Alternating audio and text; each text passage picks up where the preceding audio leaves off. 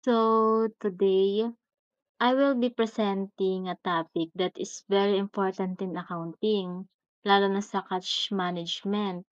Ito yung bank reconciliations. So before we begin, here are our objectives for this presentation. We need to develop the skills to compare the records.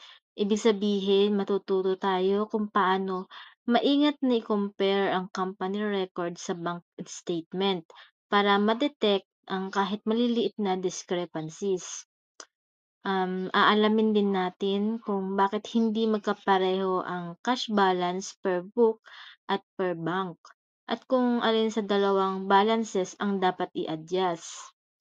So, malalaman din natin kung bakit napakaimportante ng bank reconciliations sa financial reporting at kung paano nito na-detect yung fraud at errors.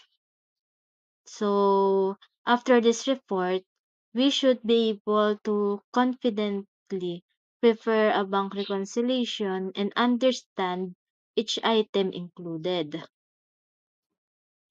So, before we proceed, let's clarify the types of deposit na maaring makita sa isang bank account. Una na diyan yung deposit. Ito yung karaniwang checking account. Pwede tayong mag-withdraw or mag-issue ng check anytime. This is the usually by businesses na ginagamit para sa mga daily transactions nila. Pangalawa ay yung savings deposit. Ito naman ay nag-e-earn ng interest. Mas limited ang withdrawals kumpara sa demand deposit, pero mas secured for personal or semi-long-term savings. Ang ini-issue dito ay puwedeng passbook or puwede ding ATM. So, third one is time deposit. Ito yung para sa fixed period of time or restricted siya, hindi mo siya puwedeng i-withdraw. Hindi basta-basta puwedeng i-withdraw unless matapos ang maturity date niya. Mas mataas ang interest rate nito compare sa savings deposit. Then, ang kahalagahan ng tatlong account na ito ay kailangan nating malaman kasi maepekto ito sa bank records transactions na nag-a-appear sa bank statement. So, ano nga ba ang bank reconciliation? Ang bank reconciliation ay isang statement or process that compares two balances. Ito yung cash balance ng company books at ng bank statement. Ideally, both balances should be the same.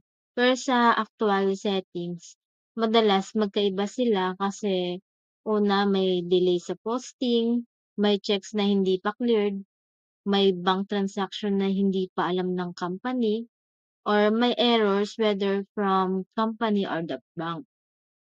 The purpose is to identify these differences. Of course, adjust the book balance accordingly and ensure the company's financial statements are accurate. In short, bank reconciliations protect the company from fraud, errors, and misstatements.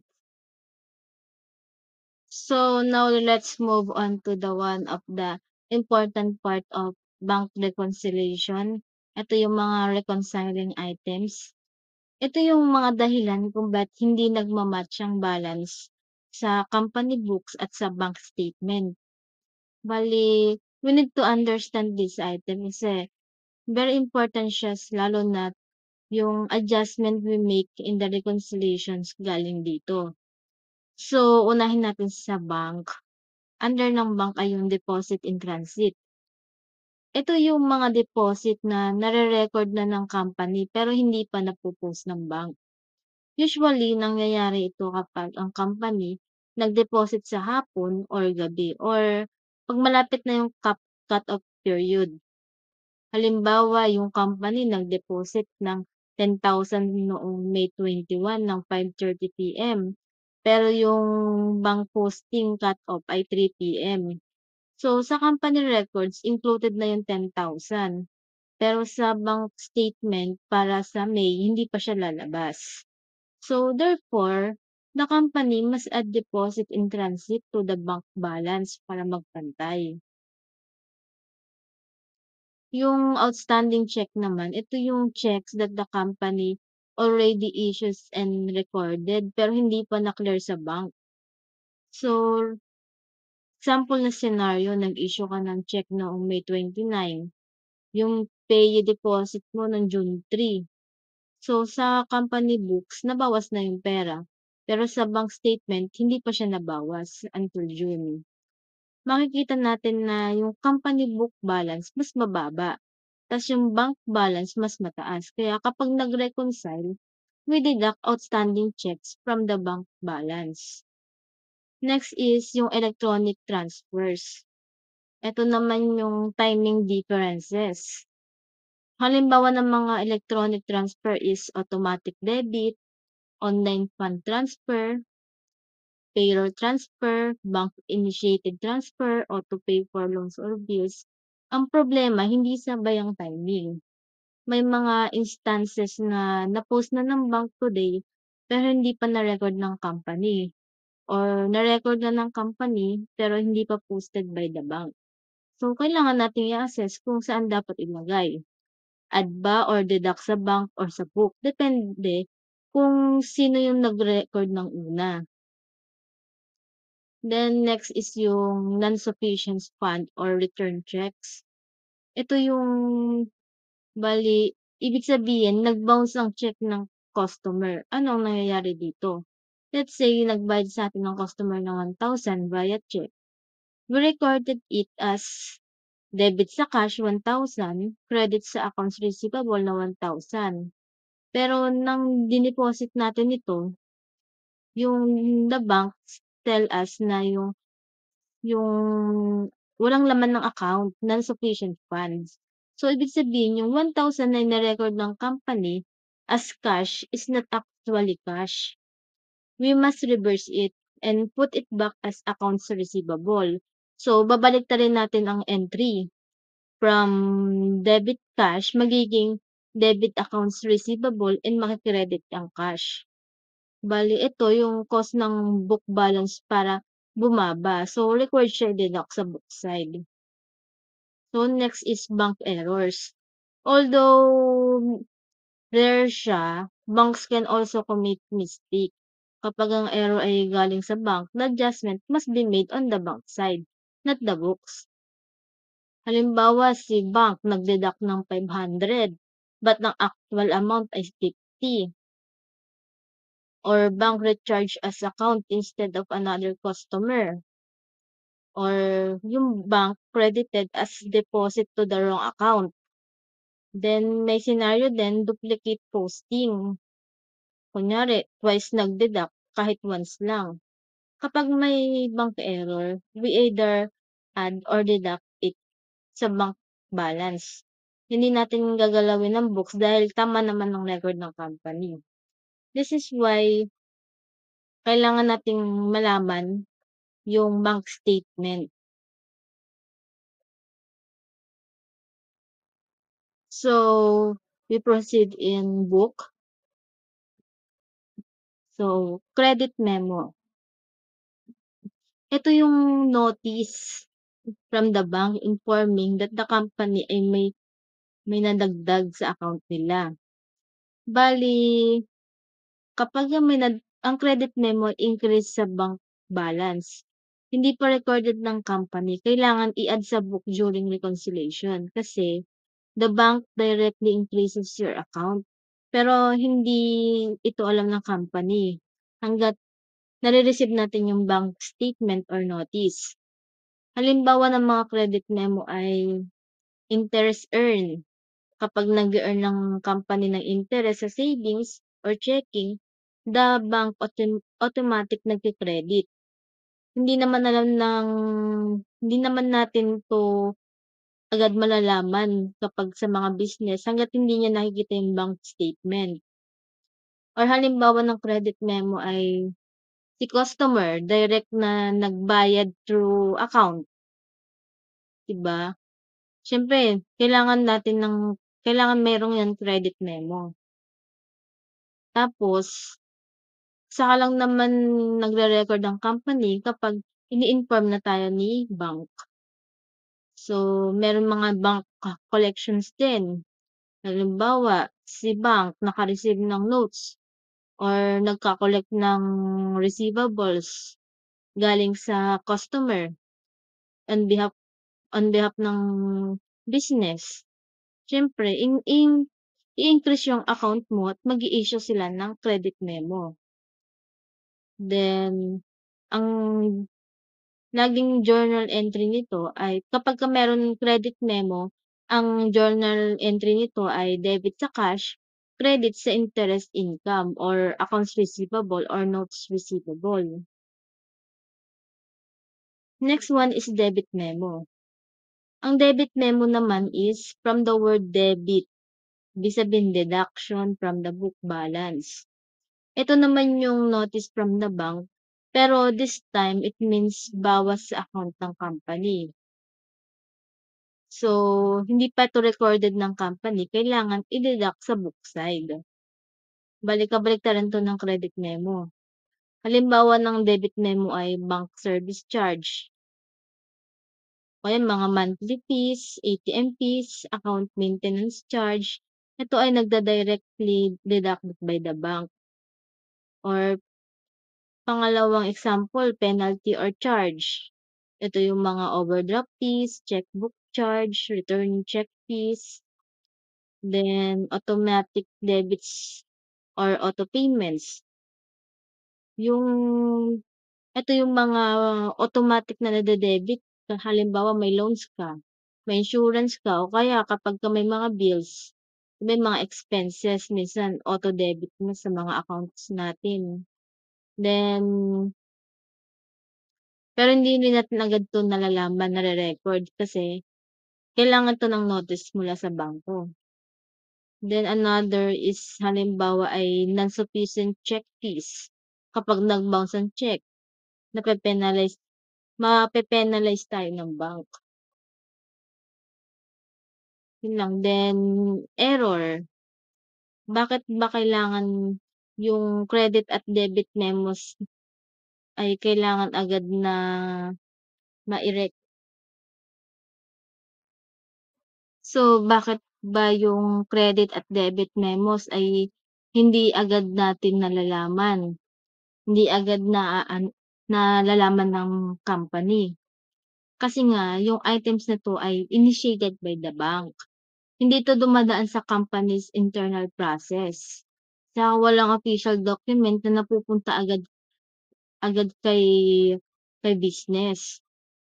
Siyempre malalaman lang 'to ng company kapagka naka-receive na ng bank statement, bank notice, email or text alert. Kaya sila nagiging reconciling items. So, the last is the company errors. Eto naman mas common naman ang error sa company side. These errors affect the book balance.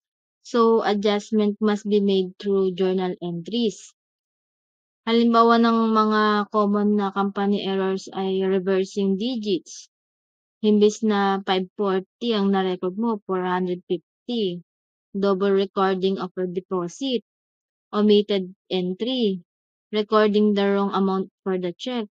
Or kaya nakalimutan mo mag-record ng automatic debits or credits. So, kapagka nagkaroon ng error ang company, kailangan i-adjust ang book balance. So, magpe-prepare tayo ng journal entries para ma-correct yun. Ang goal natin ay ma-fix yung book records as they match the real cash available. So so ngayon naman ay dun tayo sa different types of or forms of bank reconciliations. Ang common method na ginagamit or practice ay yung adjusted balance method. Ito ay nahahati sa dalawang side. Ito yung halimbawa ay nagbigay si bank ng statement. So, kapag nagbigay ng statement si bank, halimbawa ang book balance natin 'yan. Meron tayong unadjusted book balance, then kay bank balance, then nakita natin hindi pantay. Hindi pantay yung binigay na bank statement sa book balance natin. So, diyan papasok yung reconciliation ng dalawang accounts. So, kapagka sa book balance, ang ina-add natin ay credit memos. Then natin ang debit memo. Then ayun na, yung tinatawag na adjusted book balance. Then adjusted bank balance, tapos deposit in transit, 'di ba laging add 'yan. Then less ng outstanding checks, adjusted bank balance. So dapat ay magpapantay silang dalawa. Then another approach ng forms ay yung book to bank method. This is another approach. We start with the book balance and adjust it to arrive at the bank balance. We add items that the bank already recorded, but the company has not. So we deduct the items that bank has deducted. This method focusing on reconciling from company points of view going to the bank. So, gano'n lang din 'yun. Opposite naman ng previous method ay yung bank to book. We start with the bank balance then adjust it until it equals the company's book balance. Helpful siya kasi yung bank statement ay mas updated. Then, may mga transaction si banks na hindi pa na nare-record ng company. So, another computation naman ay sa deposit in transit. So, we start with the beginning of balance ng deposit in transit, then add natin yung deposit made this month according to the company's book. Then we subtract the deposit actually recognized by the bank. The difference between the ending is deposit in transit. Then another computation naman ay sa outstanding check. Same logic lang naman sila ng deposit and transit. So beginning is in account outstanding check, then add the check issued this month and subtract the checks actually paid by the bank. So whatever remains is the ending of the outstanding checks. So may mga errors ng both side na talaga namang nangyayari. Kasi ayan, so may mga errors sa company. Halimbawa ay yung recording wrong amount, na-reverse yung digits, nag-omitted ng entries, double entry ng records, transactions, or incorrect recording of check amounts. Gano'n din sa may bank errors. Although less common siya, banks can make mistake too such as incorrect amount debited or credited, posting to the wrong account, duplicate the entries, bank hosting delays. So, 'yan, kailangan natin 'tong malaman kasi sa bank reconciliation tutulungan ito para ma-detect natin 'tong mga errors na 'to. Dito sa side naman dito sa slide na 'to, so ito yung summary ng table ng bank reconciliation items na hindi naman kailangan nating gawa ng journal entries. So the summary table shows all the possible reconciling items where more important is the company must prepare journal entries for items affecting the book balance such as siyempre service charge, interest income, non-sufficient fund checks, errors in recording. These entries ensures the book balance becomes accurate. So ayan, may mga accounts na items, reconciling items na hindi naman natin kailangan ng journal entry. Halimbawa ay yung deposit in transit, outstanding checks, bank error, hindi na natin kailangan ng entry niyan kasi ang naggagawa ng entry niyan ay si bangko. So, sa kanilang account 'yan. Ngayon ay meron tayo ditong problem. So, ang gagawa tayo ng bank reconciliations. So, ang company ay si Raven Advertising Agency. Ang gagawin nating bank reconciliation ay for the month of June 30, 2025. So, ngayon nagbigay na ng bank statement, halimbawa ng June 30. Bale hindi sila balance ng bank at ng book. So, si bank ay may bank statement na 28,450 at si book naman ay merong 27,095. So, may mga transaction dito.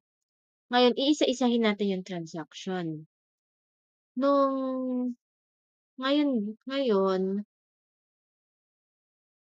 may deposit of 3,200 made late in the afternoon of June 30 was recorded by Raven Advertising, but it did not appear on the bank statement. So, anong reconciling items natin diyan? So, meron tayong deposit in transit na 3,200.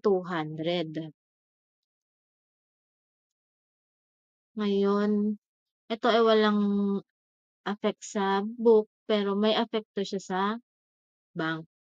Next naman ay outstanding checks at the month end total ng 4,850. So, ito ay sa side pa rin ni bank. Then, the bank charged 50 for the service charge which the company has not yet recorded. Ngayon, si bank daw ay nag-charge ng 50 sa sa book nila. Ngayon ay hindi pa yan nare-record kasi hindi naman natin alam na nag nagkaroon sila ng debit ng bank charge na 50. So, magkakaroon tayo diyan ng bank service charge na 50 pesos. Then, letter D is a customer check for 420 was deposited during June, but returned by the bank as non-sufficient fund.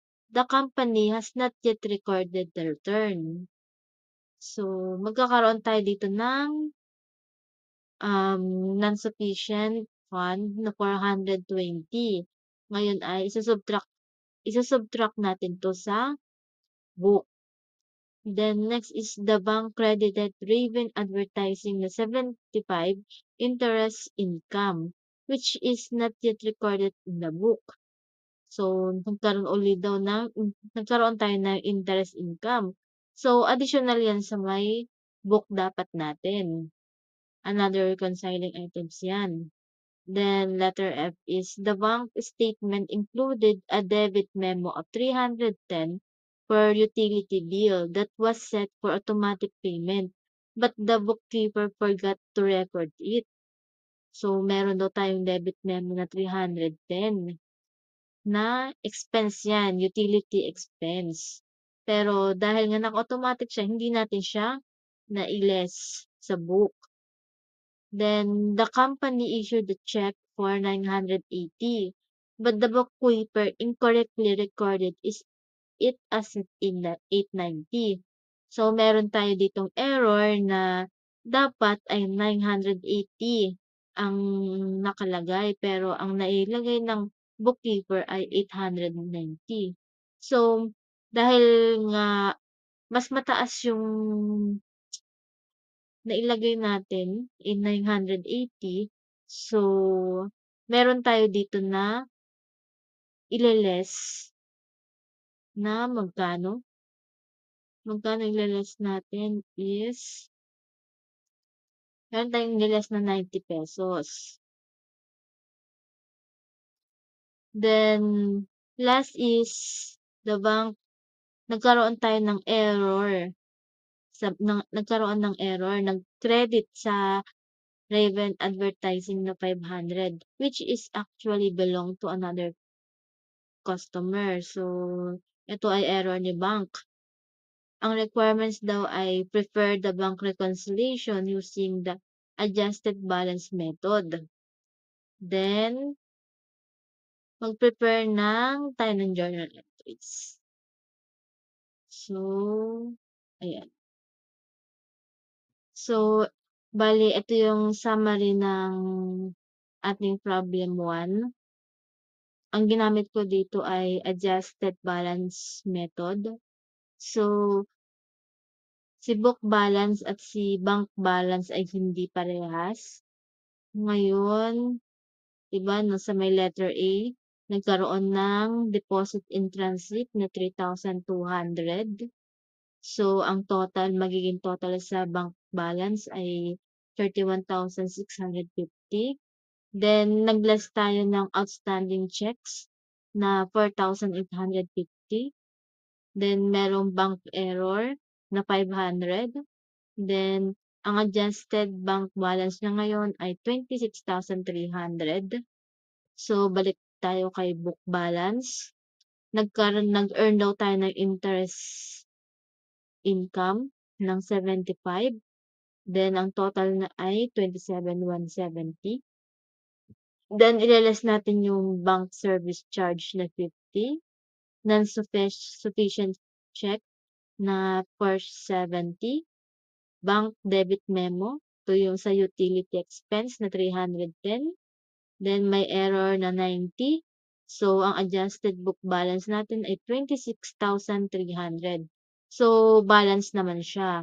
Ibig sabihin, nag-reconcile na si book balance at si bank balance. Then, dito naman sa requirement 2, ngayon nagagawa tayo ng journal entry. So, ang unang journal entry natin ay sa bank charge expense na 50. Ngayon tapos, meron tayong interest income na 75. Ngayon, meron tayong non-sufficient fund. Ngayon, mababawasan yung accounts receivable. Ngayon, itataas uli ang accounts receivable natin. Magiging 420. Ang utilities expense na 310. Then, accounts payable para sa correction of recording error.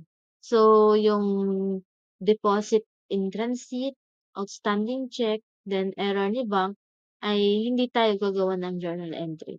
Yung account na yun ay para sa kanila.